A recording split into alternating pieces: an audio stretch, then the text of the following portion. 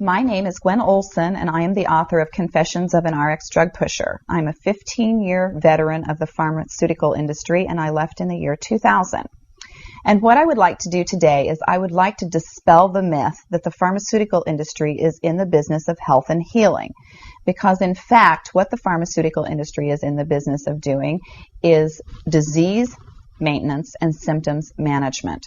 They are not in the business to cure cancer, to cure Alzheimer's, to cure heart disease, because if they were, they would be in the business of putting themselves out of business, and that in fact doesn't make sense. I don't want people thinking that I am a conspiracy theorist, because in fact there is no theory behind what I'm telling you. It's all provable. And what I'm saying is provable is that the pharmaceutical industry doesn't want to cure people. You need to understand, specifically when we're talking about psychiatric drugs in particular, that these are drugs that encourage people to remain customers of the pharmaceutical industry. In fact, you will be told if you're given a drug such as an anxiolytic or an antidepressant or an antipsychotic drug that you may be on the drug for the rest of your life. And very frequently people find that they are on the drugs for a very long period of time, if not permanently, because they're almost impossible to get off of. Some of them can have very serious withdrawal symptoms, and most of them can have extremely serious withdrawal symptoms if they're stopped cold turkey, but some people even experience withdrawal symptoms when they try to titrate or they try to eliminate the drug little by little, day after day. So it's really important to understand the motivation behind all of the current maintenance drugs that are on the market, even, for example, drugs such as cholesterol-lowering drugs. And what we are in fact finding now is that cholesterol drugs are lowering cholesterol excessively and causing other disease states as a consequence. So you need to be careful about trying to take drugs in order to remain healthy, because you're never going to have anyone come to you and tell you that the drugs are always tried against a placebo in clinical trials. What a placebo is a sugar pill. And in fact, many drugs are not found to be much more efficacious than the sugar pill. And in a case in point actually is the recent clinical trials that were released in the meta-analysis that came out of the UK on antidepressants, on the newer SSRI, selective serotonin reuptake inhibitor antidepressants.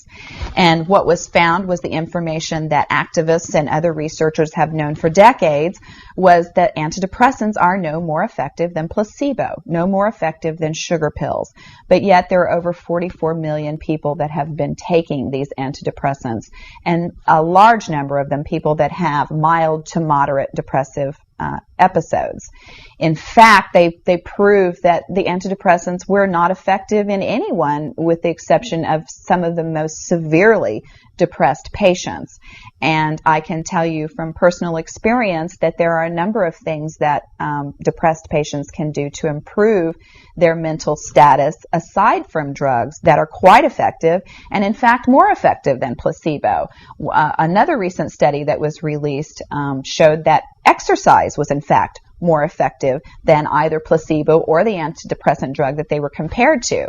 But just like Bill Maher said in his show, you know, we're never going to hear any ads on television that are sponsored by anybody saying, you know, the New England Journal just announced that exercise is twice as effective as antidepressants in curing depression. Ask your doctor if getting your butt off the couch is right for you.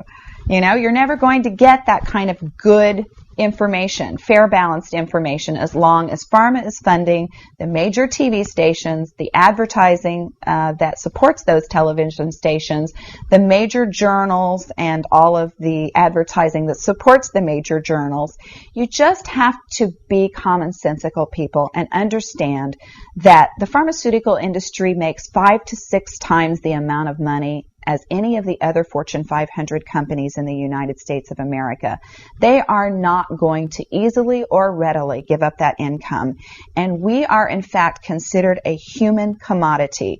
Our loved ones, our children, our elderly are considered cash cows that are preyed upon by pharmaceutical reps such as myself, who are encouraged to go in and build market shares without thinking about the consequences to patients, without knowing the misinformation that they are distributing, without being aware that the clinical data has been contrived, or that the patient populations have been cherry-picked, or that the side effects have been minimized and reported in such a manner that it doesn't present the information correctly. I spent 15 years in this industry. I was one of the best, but I'm here to tell you that the industry has run amok, that we are at a severe crossroads in this nation, and that we have got to take our power back, and we have got to start making the pharmaceutical industry accountable for their actions and for the defective products that they're putting on the market.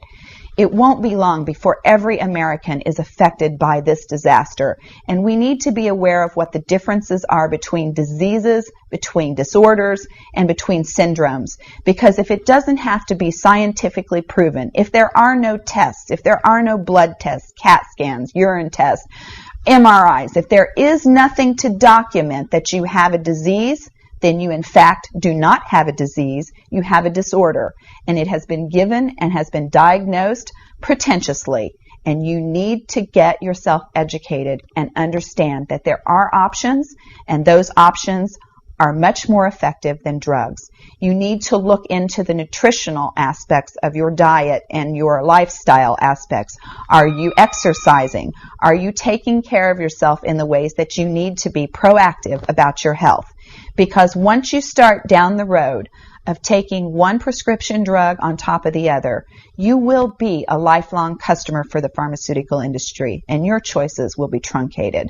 So I would like to ask you to please self-educate, be proactive, and share the information with others. The next victim could be someone that you love. Thank you.